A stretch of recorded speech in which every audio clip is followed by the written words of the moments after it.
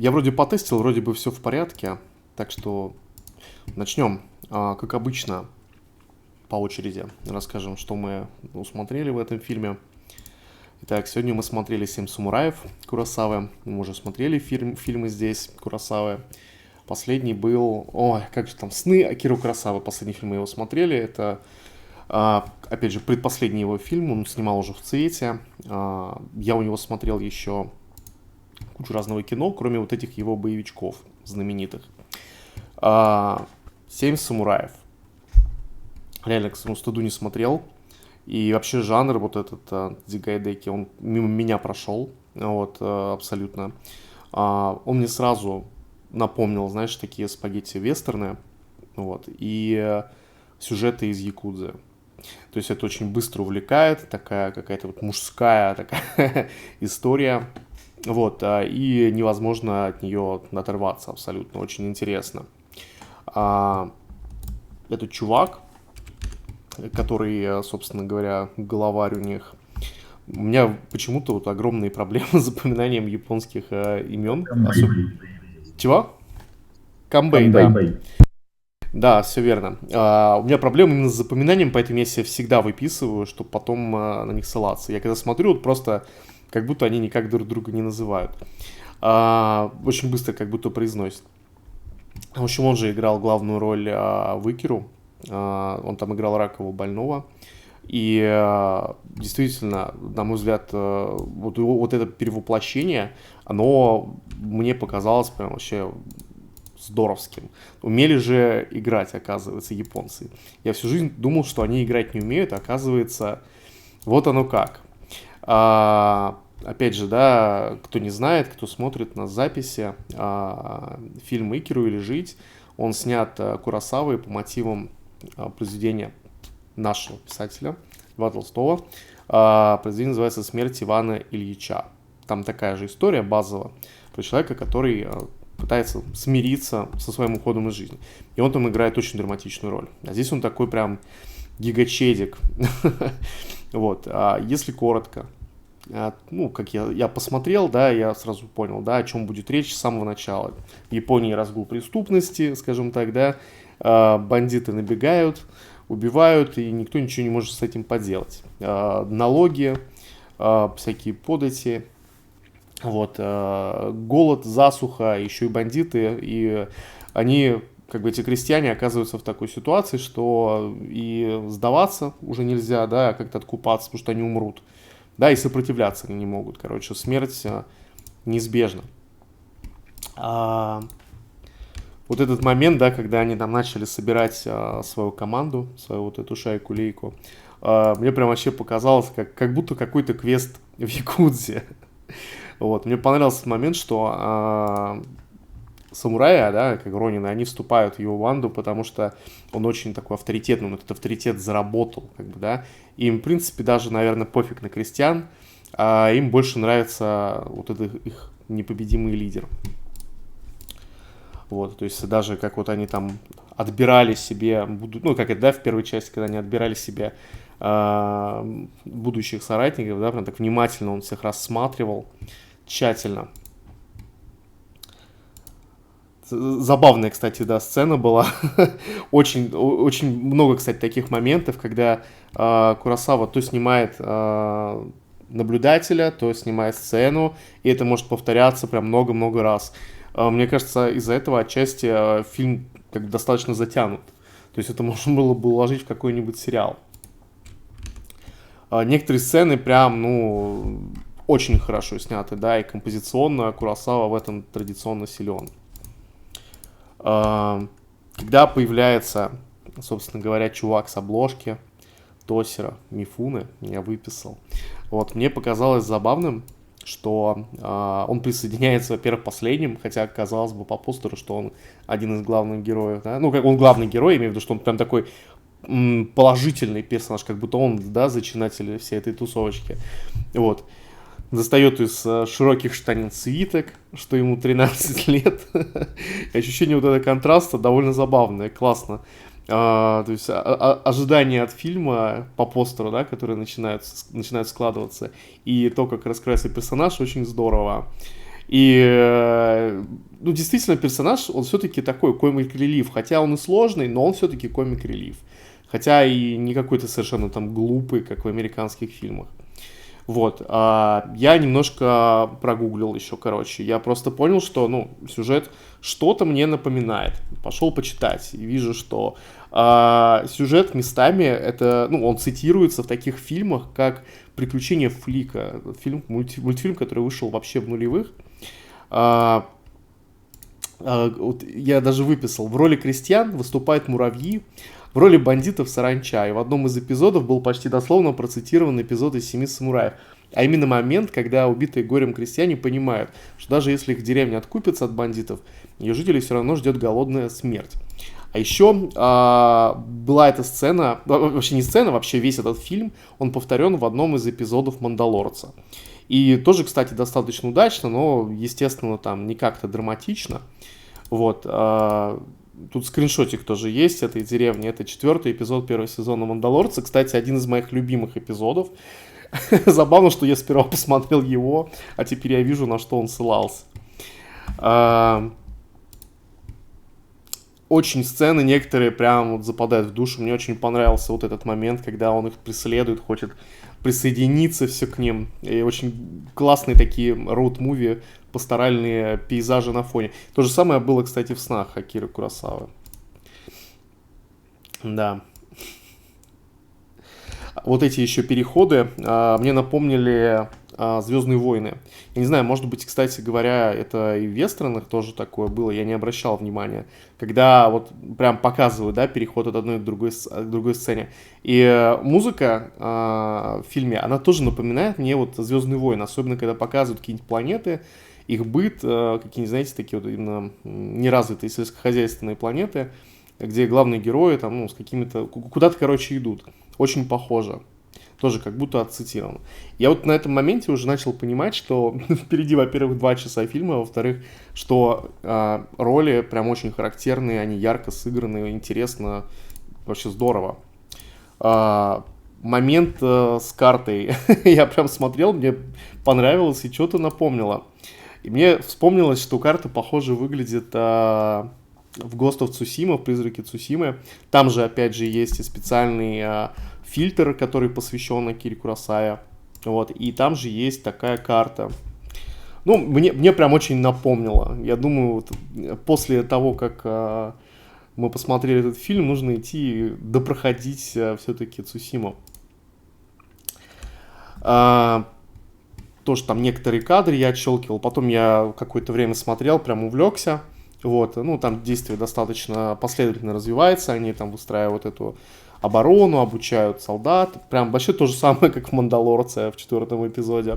Вот это мельница, да, там были, кстати, да, мега драматичные там моменты с женой одного из самураев, который бросается в огонь, потому что ее насиловали бандиты. Очень много на тему рейпа. Это всегда такая тема, которая заставляет испытывать такие вот сложные чувства.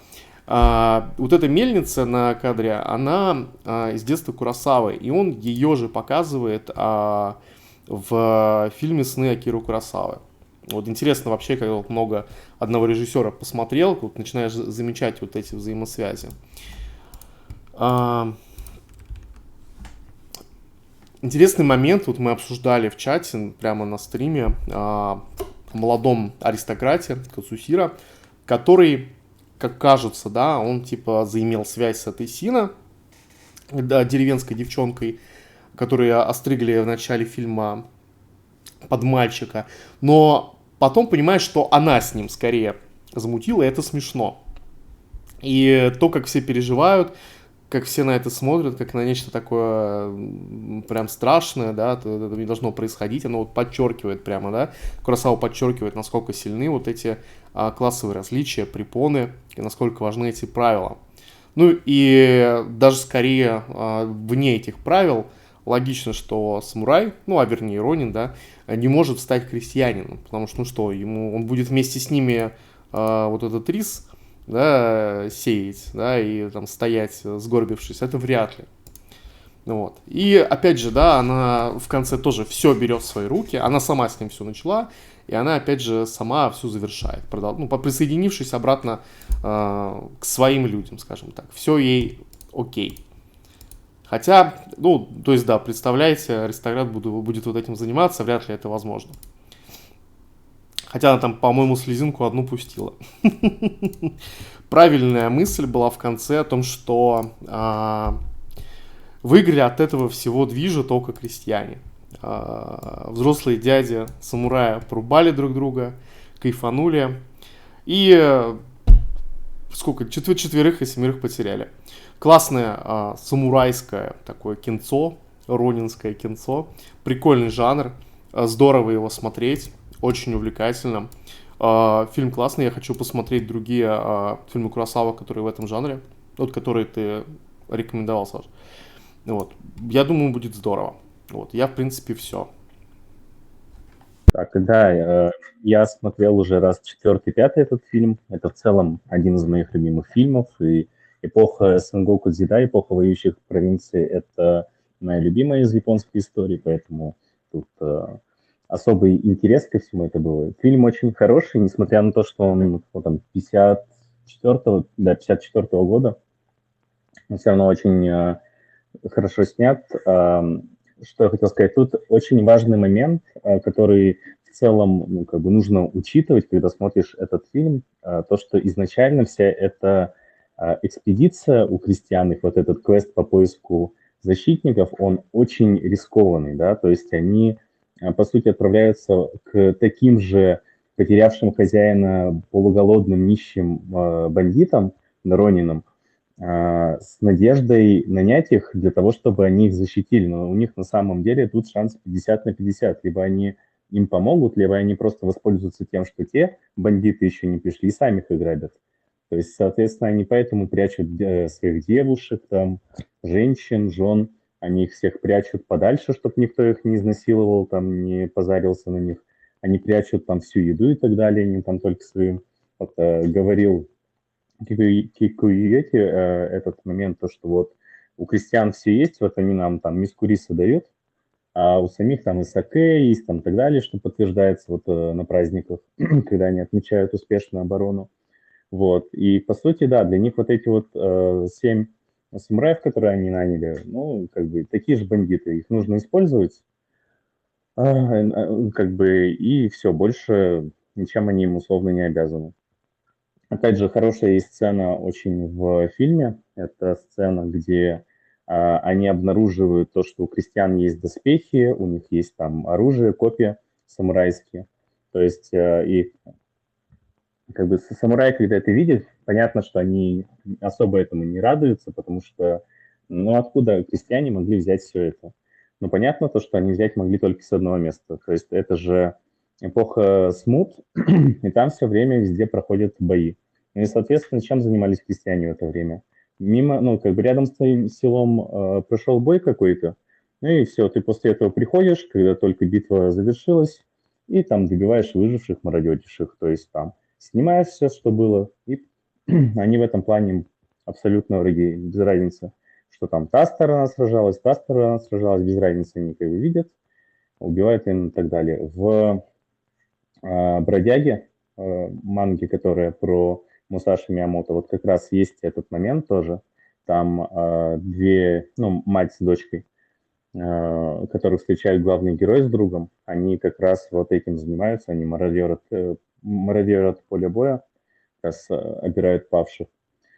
Да, очень хорошо показаны персонажи, так они, при том, что архетипические достаточно, да, то есть у них есть такие четкие, условно, стороны, но показаны все равно нормально, не так плоско, как часто бывает. Вот того же аристократа хорошо показывают то, что он не нуждается ни в чем. Он, по сути, идет туда, но абсолютно не за то, что ему там миску риса надо, а просто потому что он увидел, как Камбэй совершил вот этот вот подвиг, он там спас ребенка в начале фильма, он посмотрел, решил, что у такого достойного человека вот следует поучиться, и вот решил к нему пойти в ученики. А нужды у него абсолютно никакой нет, он там деньги дает крестьянам, то есть у него нет вообще никаких проблем с этим, и при этом, ну, как бы это все именно показывается, не рассказывается. через именно действия какие-то там и так далее.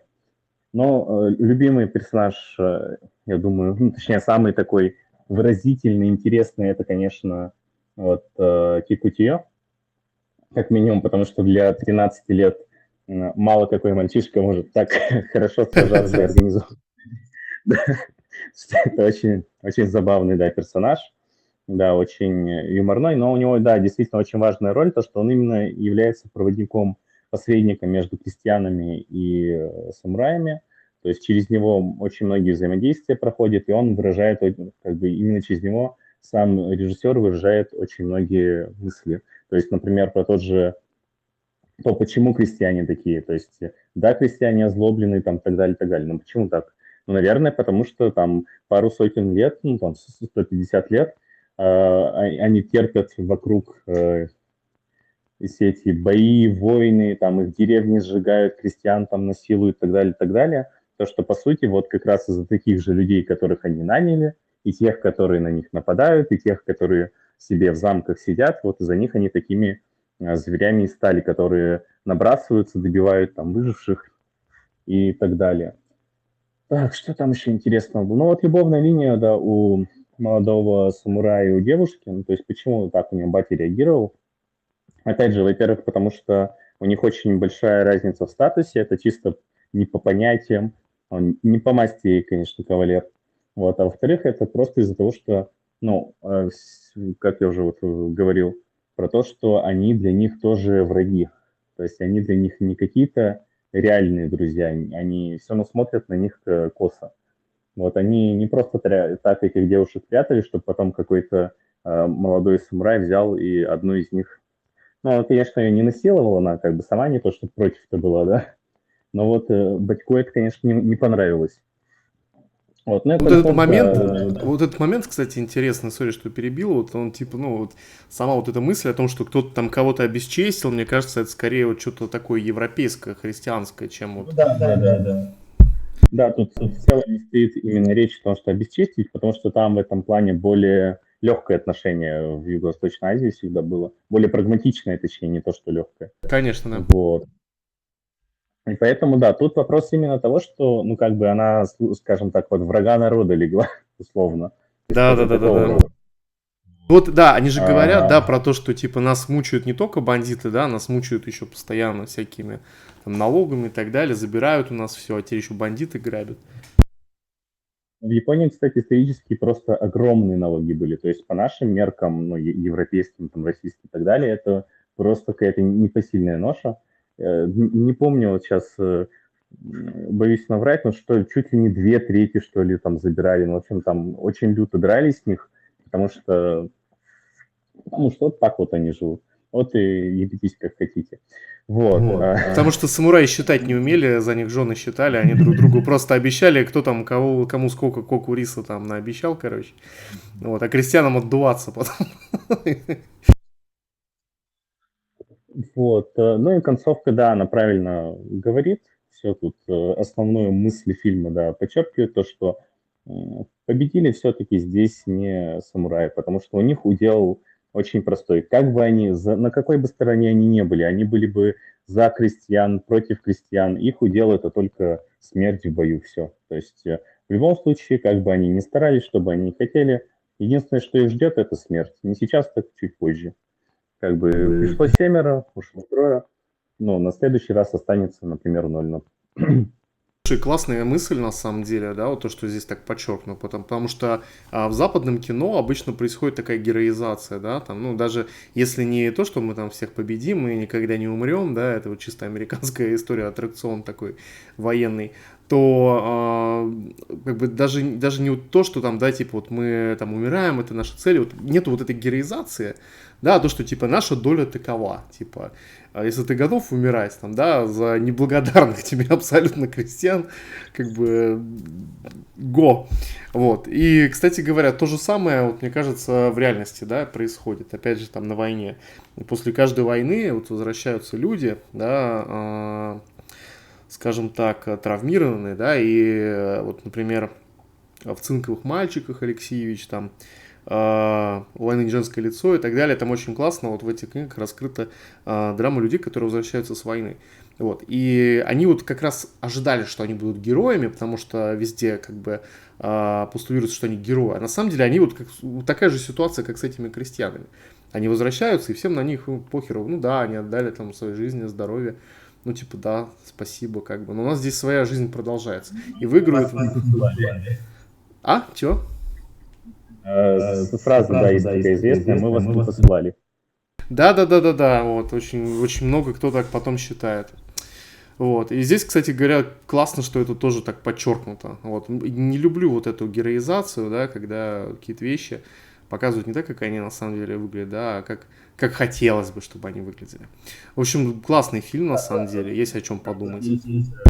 Да, такой момент, то, что несмотря на то, что Куросава, он снимал самурайский боевичок, да, казалось бы, очень простой жанр там и так далее, но при этом он через свой фильм показывает как раз ужасы периода, насколько было плохо, всем плохо, то есть крестьянам плохо, их там все терроризируют, там самураям Ронинам плохо, то, что они в любом случае только смерть найдут, там женщин насилуют там и так далее, то есть в целом он показывает, что время было, конечно, вообще нелегкое.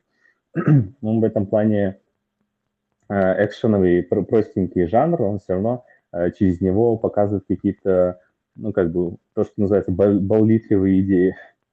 Вот. Еще такая вещь, тоже ну, забавный момент, я его у Клима Жукова подсмотрел.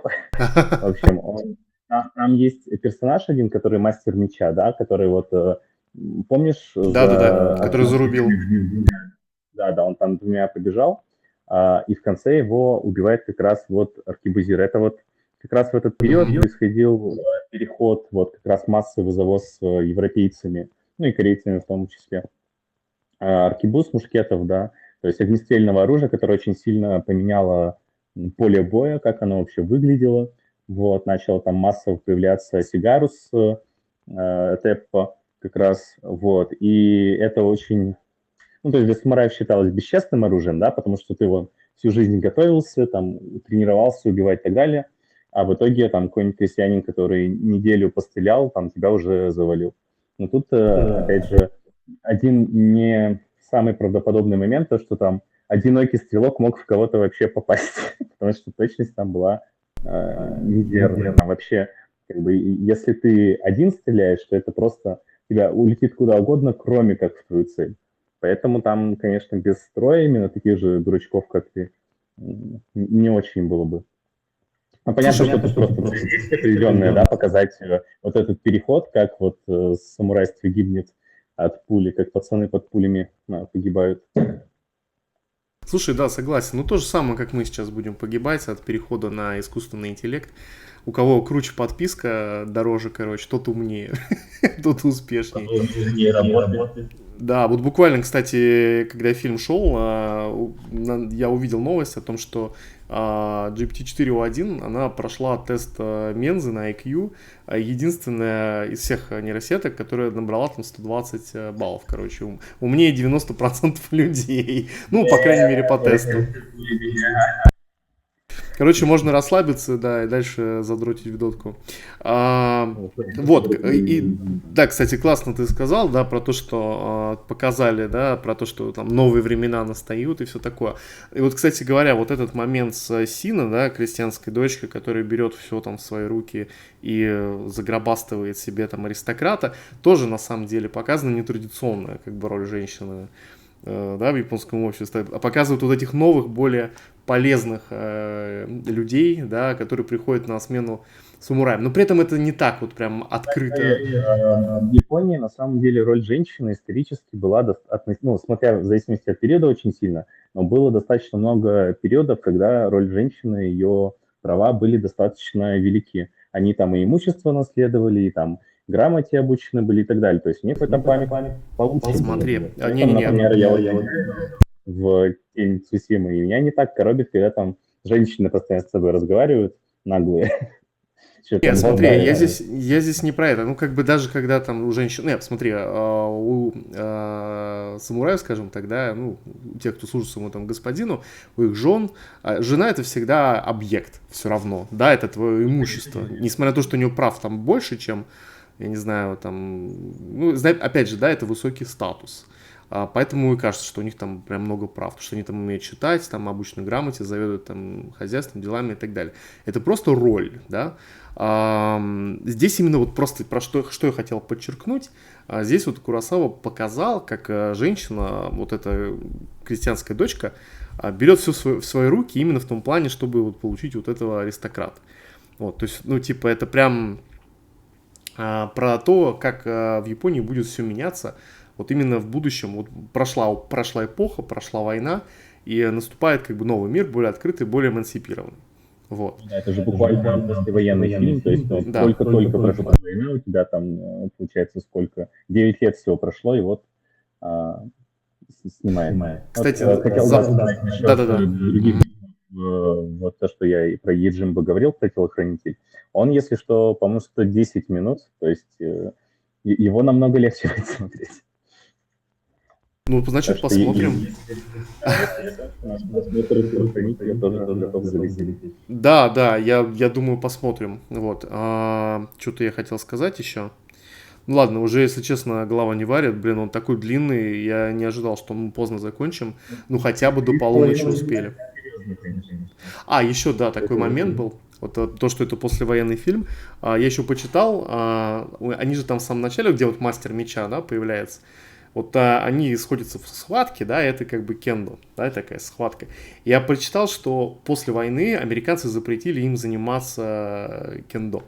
Короче, типа это вплоть до 50-х годов было запрещено вообще. Вот. А потом в 50-е как-то резко и с Германией разрешили, и с Японией все разрешили. И все, союзники, друзья, все дела. Очень удобно. Вот. Ладно, в принципе, я все. Есть Я хотел сказать, что это, знаешь, это фильм из той категории, сейчас так не снимают. И причем это буквально так, потому что сейчас намного строже стали по хронометражу фильма. То есть там продюсеры, они все-таки очень четко закладывают размер, чтобы в кинопрокат совать. Тут сейчас, конечно, 3,5 часа фильм не так часто встретишь. Да, кстати, вот мы с Мишей смотрели «Властелина колец», второй фильм, на днях, и мы не досмотрели, потому что что-то мы смотрим, он все не кончается, но очень длинный. И третья часть там тоже такая эпичная, там 3,5 часа идет, но это страшный формат, конечно. Вот. Как люди в кинотеатре смотрели вот того же те же «Семь самураев», то есть человек приходит и 3,5 часа сидит на жопе. Ну да. Ладно, тогда подкаст на этом я закрываю.